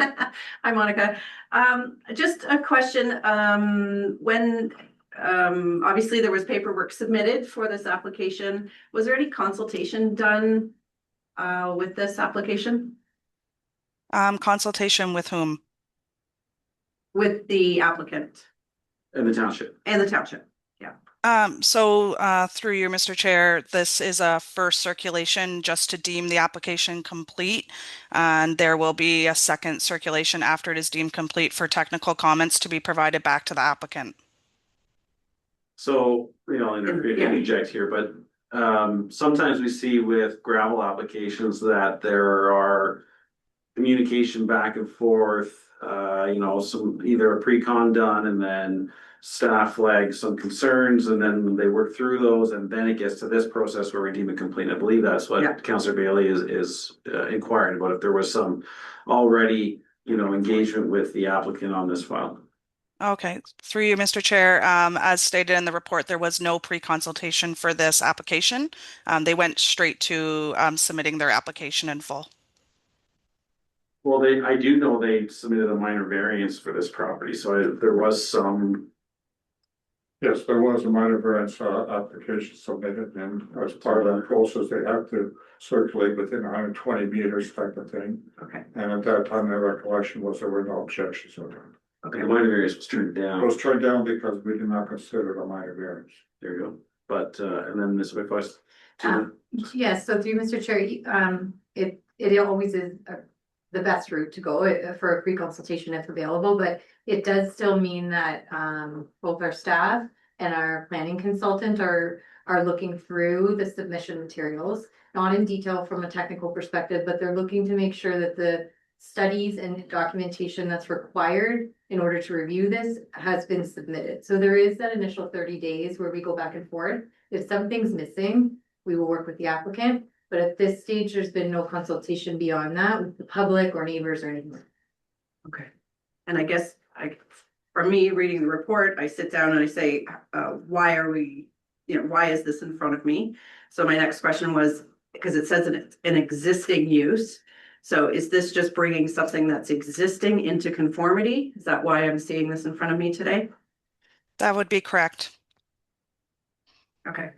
So then, and maybe I can just put out there that while staff are looking at the submissions and everything, just looking at it from an environmental risk from potential runoff, because we're storing vehicles or trailers there on site that could have something leaching, wondering if there's any wetlands nearby and taking that into consideration. Entrance safety onto the roadway, wondering about the entrance permissions and stuff and things like that. Yep, through you, Mr. Chair, all the appropriate consultants will be on the technical review. We'll be able to speak to those concerns that you've mentioned. Perfect, thank you. Thanks. Yeah, I view this as procedural. There's been RVs parked there for a long time since I can recall, so I think this is bringing it into compliance would be my take. I think the one question, and I suspect, Monica, this will come up through the planning process, is that that's a fairly well-treated property. And I would be hesitant if there was plans to like remove a lot of those trees for a full scale like RV trailer storage. I think what's there now. So, yeah, that'll probably come up through the whole planning process. So I'll leave it at that, but thank you. No other comments. My recollection was they weren't going to do anything other than bringing it into compliance when it came through for a minor variance. And my recollection as well was that it's a very well managed site compared to some of the other ones that we've been facing. Okay. So did I move in a second? All right, so I'm moving to second here for that. Councillor Hurst, Councillor Bailey, all in favor? It's carried. Thanks, Monica.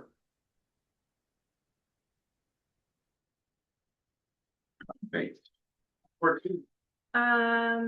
This first. Through the chair, the purpose of this report is to provide council with a noise bylaw exemption request for 4407 Victoria Road South to permit noise from 11 PM on Saturday, June 6th to 2 AM on Sunday, June 7th.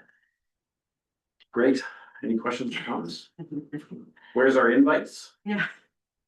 I'll make sure to let the applicant know that. Councillor Bailey, you? Nope.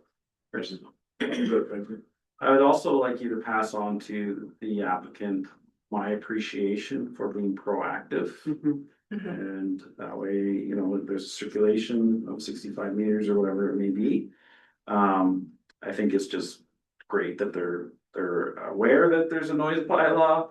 They're aware that there's a process to get relief from it, and they've executed that. They've done everything right, to my knowledge, so let's pass that. That's half the battle. Yeah, pass that appreciation on. I assume, do we notify OPP?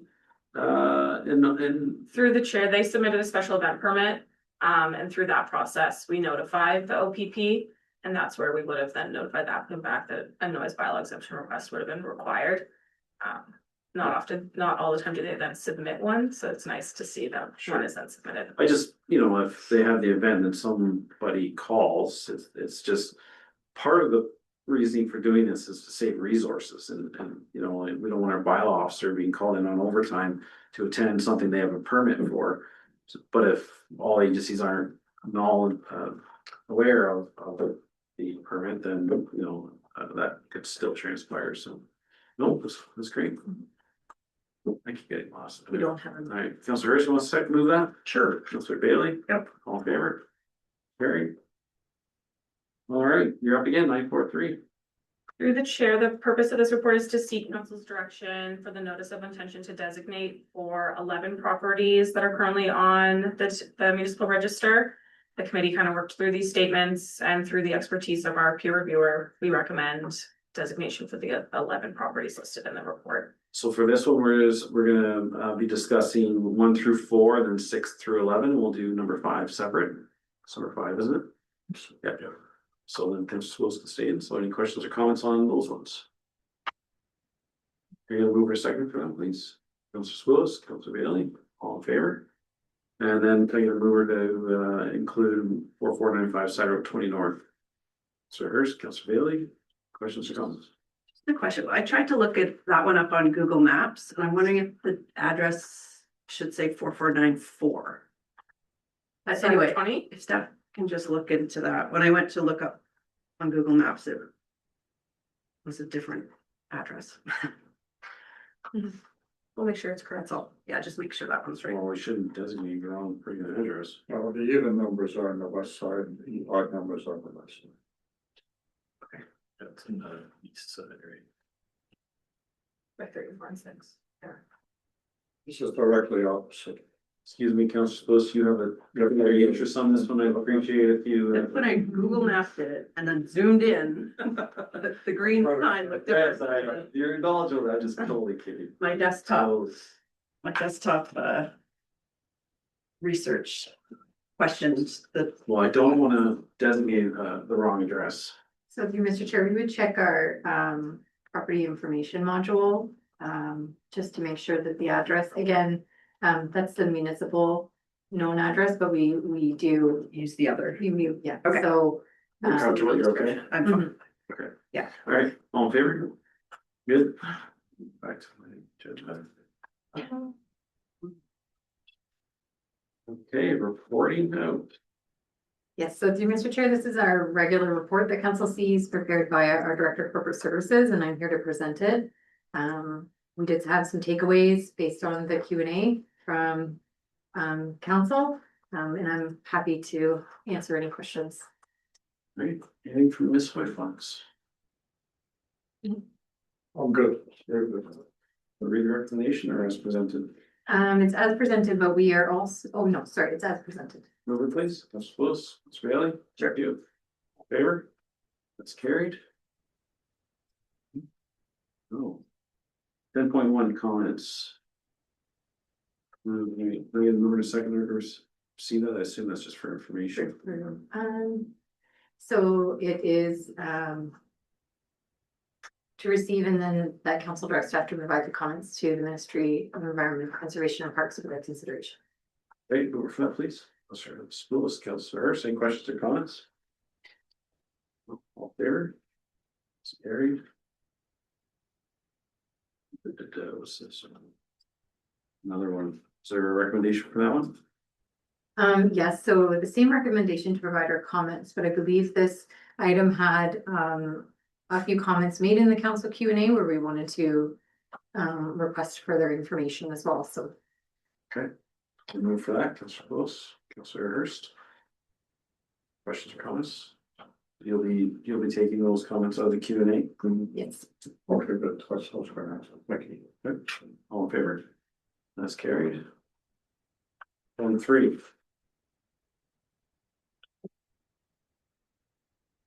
Oh, yes.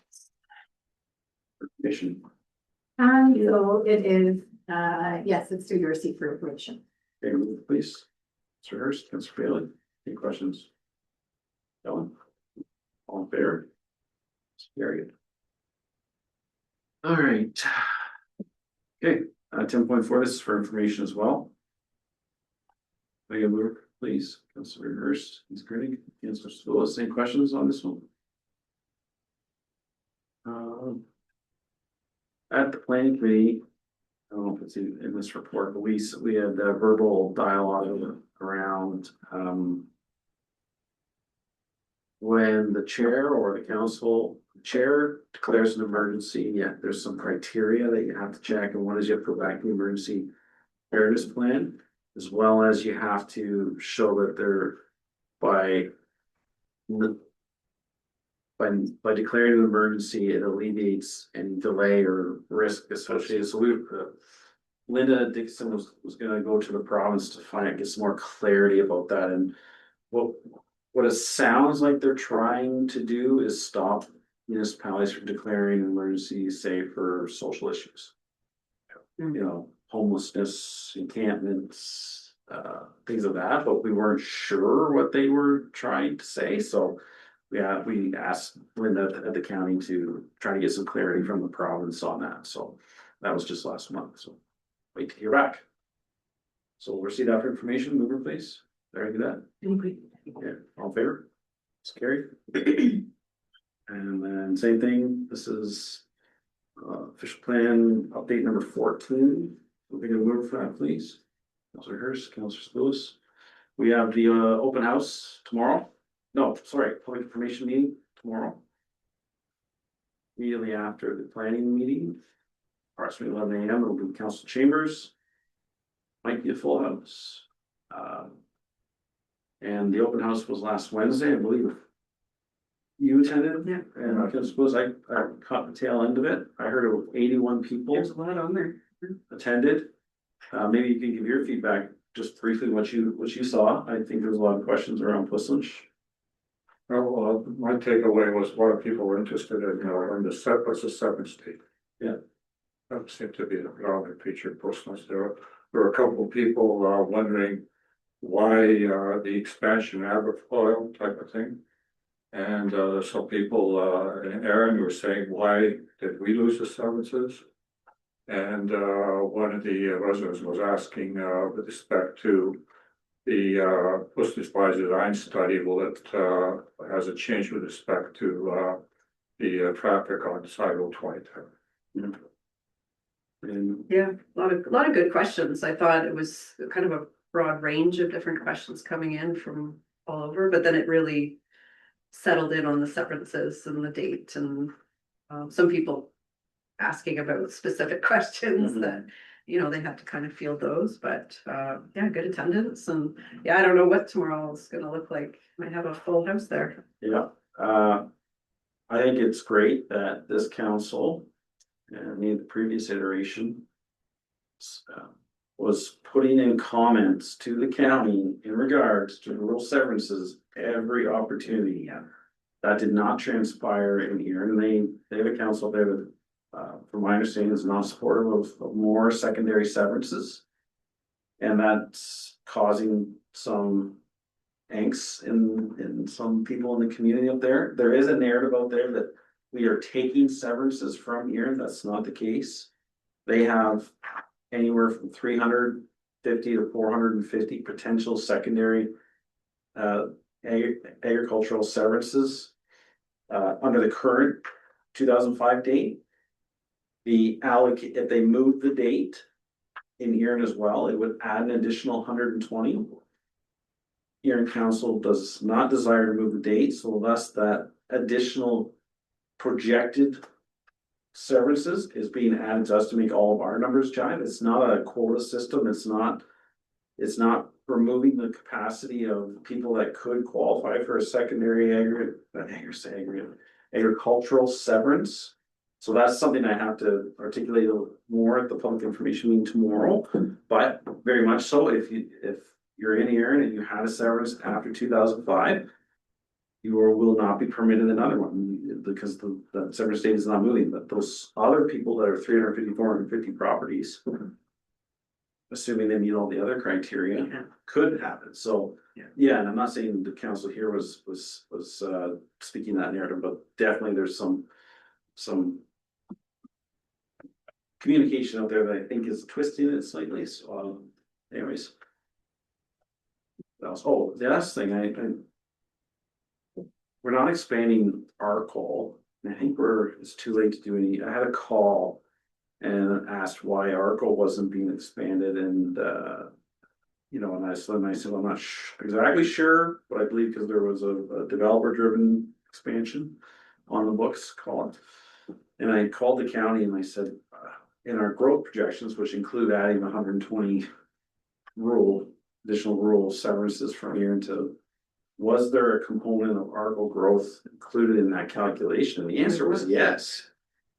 So, but in the slide deck, it clearly states that the county is not considering site-specific boundary expansions for hamlets.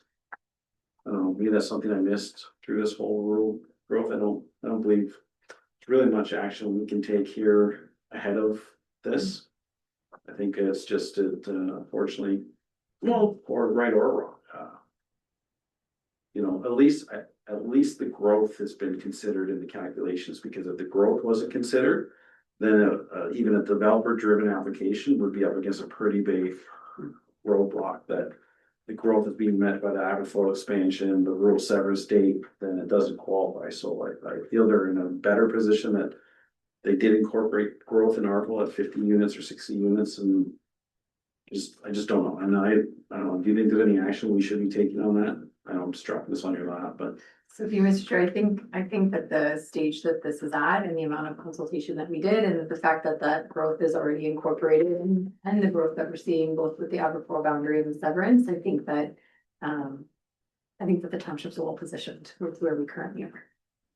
I agree, so. Where do you park downtown? Yeah. All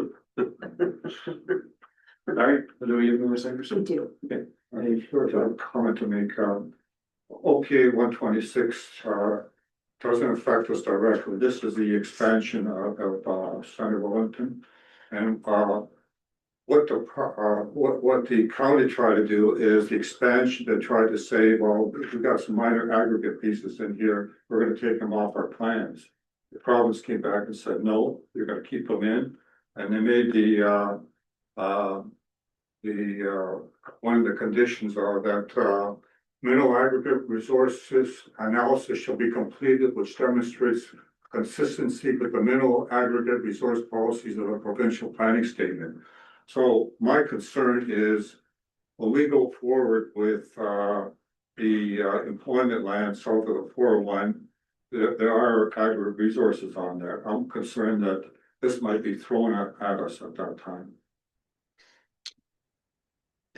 My understanding is the employment lands are outside of the mapped area resource. No, so They're the primary resource, G1, G2, yes, but not G4. on G4, so, this, I, So my takeaway from this was ask staff if they can just do a quick study on what does it mean consistent with the provincial planning statement. Mineral aggregate resources policy is consistent with the planning statement. Because if that's the case, we should be ready for that one if we submit the OPA 131.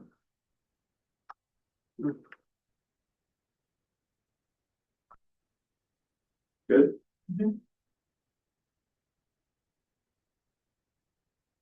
That's all. Okay. Is that a vote or is that I have something? So keep trucking. All in favor? Carried. All right, council reports. Do I have anything?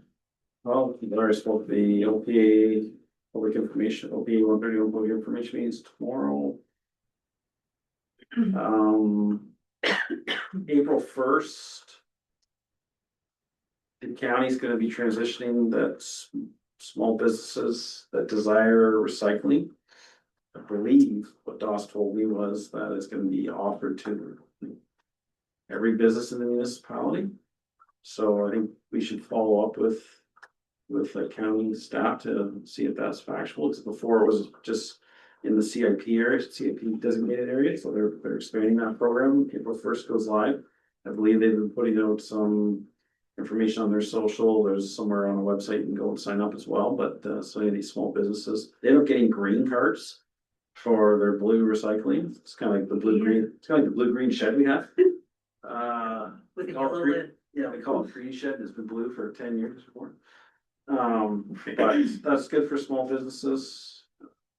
You know, and then back to the climate part, the environment part, instead of landfilling these recyclables. Oh, you know what I'm gonna tell you? We had a county council, Welfare Mosa uploaded 2 roads to the county. And county downloaded one. Everton, if you're familiar with the areas, I remember plowing it when I worked for Welfare Mosa. It went from 124, went south through little town of Everton, and then all of a sudden became a township road at the bridge. It's very odd. You know, you think Moffat area, there's that one, but it connects to a upper tier road. Well, this one in Everton didn't. So GE uploaded Township Road 3, which is just outside of Guelph. If you're heading west, just top the hill at the light, they uploaded that road, and they uploaded the Speedville extension. And from my understanding, I flipped the communication to Miss White Fox. The township, sorry, I'll back up. County Council passed a resolution, I believe it was in 2017, so the year before I came on board. And I'll just paraphrase what it says: if a township can demonstrate that traffic counts mean X for 3 consecutive years, that said road shall be uploaded. Perfect. I then followed up with the director of engineering, whatever, they're not public works up there, director of engineering.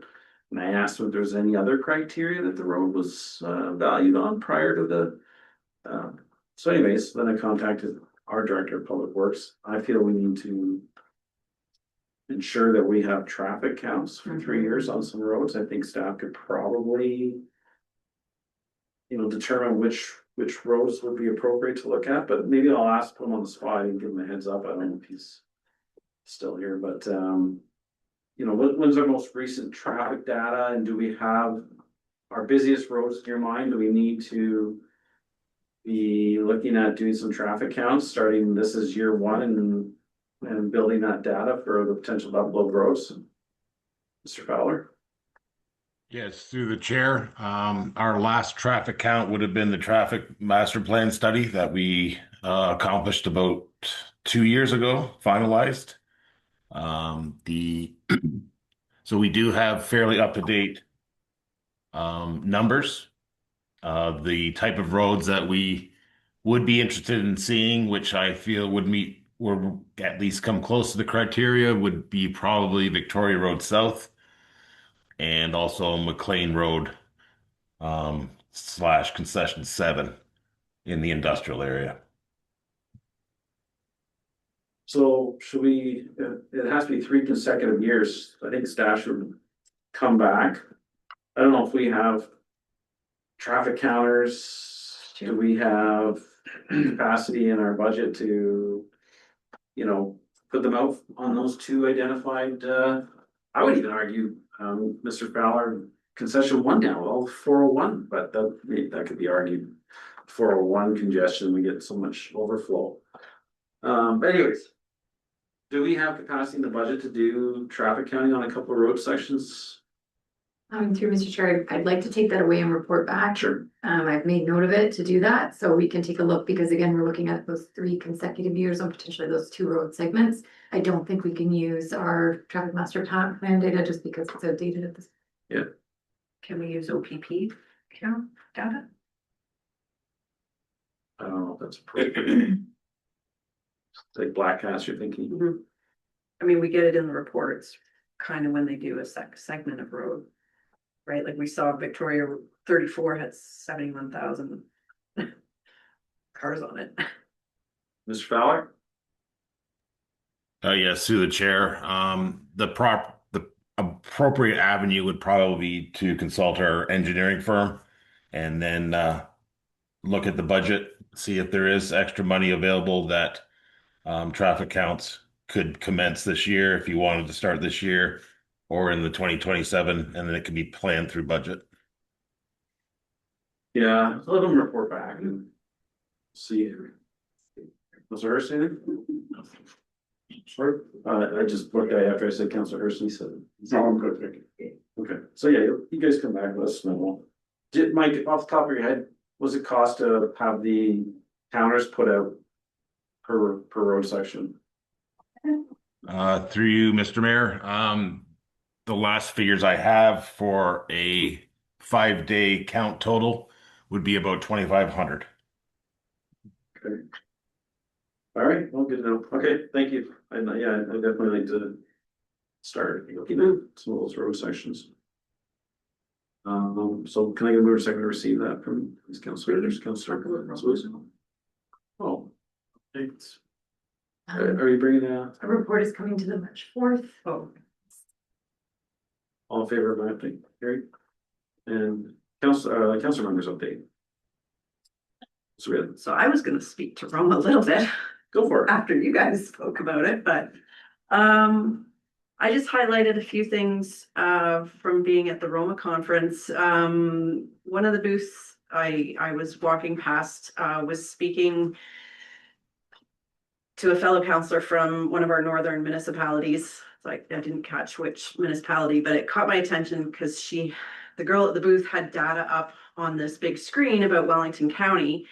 And they were in discussion about long-term care in rural communities. And this caught my attention because it was in Wellington County, which kind of got me asking her about local data.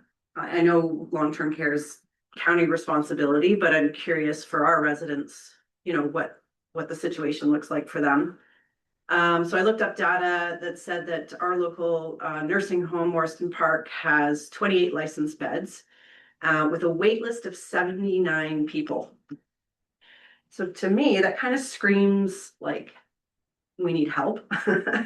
And I guess I'm just wondering, how are we planning for seniors in the community to stay in the community? So we had a delegation today about end of life, but it gets me thinking, how do we keep our seniors in the community? If people want to stay within Puslinch when they can't be in their home, you know, what supports are there? We have a nursing home that has a wait list of 80 people. So I guess I'm just wondering, what we can be doing, or if we can be reaching out to the county to have them kind of give us some information on what our situation is here and what sort of long-term planning is happening. So I'll start. Don't take these numbers as verbatim, but each of the residents that live at Orange Terrace has a subsidy of $60,000 per person of tax levy that subsidizes that bed. So the long-term, and we're mandated by the province to do that, but it's very expensive, but it's very much so a need. So the county was looking at doing it wasn't more long-term continuum of care. The cost ballooned over 150 million. That's where the $1 million for Sunrise and the ARU program came from, as we kind of moved it. So I think, I'm gonna let Ms. White Fox speak to it, but the ARU and permissions is ideal for seniors, so maybe speak to those. So through Mr. Chair, that housing continuum that we are, excuse me, are talking about, our ARU grant policy or grant program that council approved, I think does go a long way to support that idea of seniors being able to stay in the community. Of course, it doesn't necessarily help that group that needs a little bit more care that can only be offered by perhaps you know, in home nurses and things like that, or in a center. But I think our ARU policy for sure will help that aging population stay within the township and have that independent living a little bit longer as well. In addition to some of these other centers that provide that higher level of care. Okay. And I love that. I think the ARU definitely is one piece of the puzzle. I guess maybe I'm looking just for some more information on, is there a way the county or someone can be supporting Worston Park, like our local space for seniors needing a nursing home? And what can we be doing? What can we be pushing them to do? What can we be advocating for? How can we be getting more beds? How can we get that wait list down? What action can we be taking in Puslinch for a program we're not in charge of running? What can we do? I mean, I think it would be, we could ask Louisa to come, you know, speak to the long-term care at the county. It is an upper tier responsibility. We generally speaking, we don't want to take over responsibilities that are not ours, so there's plenty of them out there around. Childcare being one is a huge need. That's provincial, federal kind of thing, but to hear from Louisa would be good. I think she would come down and present, and you could ask some of those questions. We do support her indirectly just through the tax base, but yeah. You know, I've had inquiries about, you know, people that own property in the Greenbelt and they want to do it for put up a long-term care home. And my understanding is the only way to do that would be a special economic zone. And I think everybody here knows my concerns around special economic zones. No municipal oversight, no municipal accountability, just they could do it, and not just saying that long term, they could be anything inside the special economic zone. But and without municipal services, it's also very challenging to get these big facilities because you need 200, 300, 400 beds to make the, you know, the economics work for the operator. You know, but maybe we can have Louisa come down and. Yeah, I guess just speaking for the 79 people on the wait list, you know, they're gonna have to go outside the township. Well, and Right. I will So say, how can we keep them in? typically people are on multiple wait lists. Yeah. So, you know, you put your name in the hat for a whole bunch of places and wherever it gets drawn, that's where you have the option to go first, so. I was just gonna, so moving on, I just, a few other highlights for me, networking with a lot of other counselors. Specifically, there were a few in the county and a lot of conversation around the election coming up. How can we encourage new good potential candidates coming forward? There's different campaign schools and education things out there if people are interested in what it's all about. Another booth I had stopped at, again, this is more of a county thing, but it was about libraries. And apparently there's a federal bill 15 that's come through that could be amending the Canada Post Corporations Act, which I didn't know about, but Canada Post has a library book rate, which impacts how we get different books brought in from other library sources. But a big part of it was there's free materials that are brought in for the blind. And this bill could impact the costs associated with that. So I had reached out to our library, I can't remember her name right now. Yes.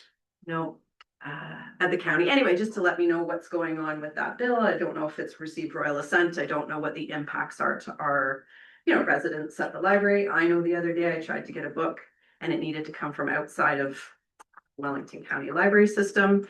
And they brought it in, of course, no cost to me, but this bill could impact costs to the residents. So that was something that I had talked about. And then the last day there was something, a really great speaker, Pete, I think his name was, out of Genwell.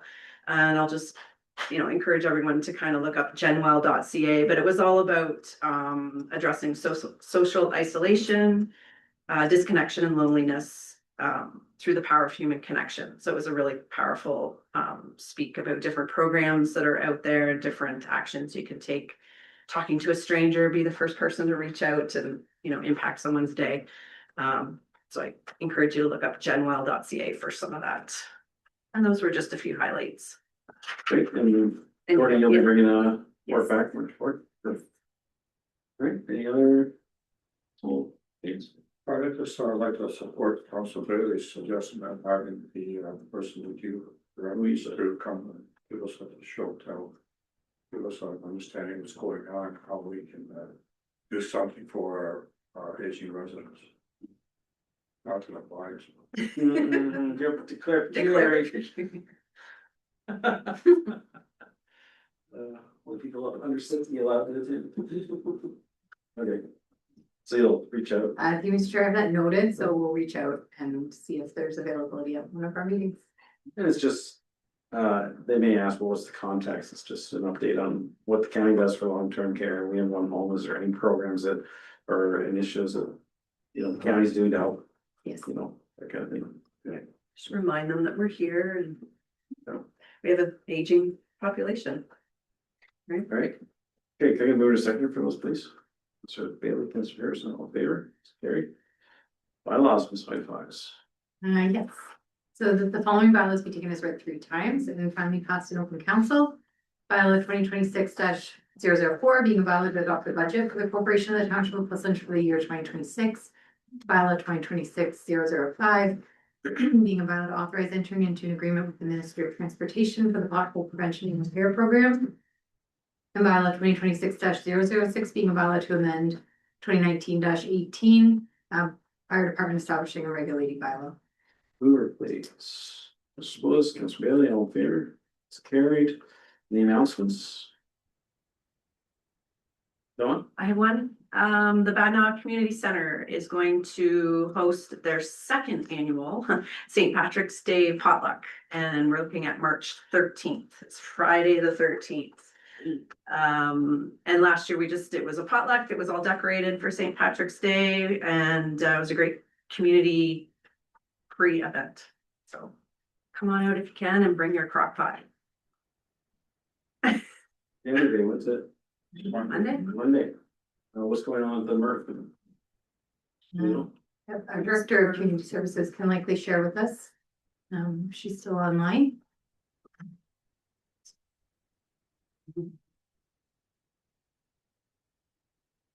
Hi there, through you, Mr. Chair. Yes, the Optimist Club of Whistler is hosting their annual Family Day events at the Optimist Recreation Center rink. They are hosting their Winter Classic hockey tournament on Friday and Saturday, and then they are hosting their Family Day events on the holiday Monday. Usually it's well attended, so hopefully the weather cooperates. Okay, that's great. What's next? Any business arising from the closed? No, no motion? Any new business? Just want to bring one thing up. We did the bylaw with respect to the fire department, and we had taken out the org chart over there. Is the org chart a public document for the entire organization? To you, Mr. Chair, it's not something that we post on the website or anything like that, but it is available upon request. Sure. Anything else for any business? Confirmatory bylaw.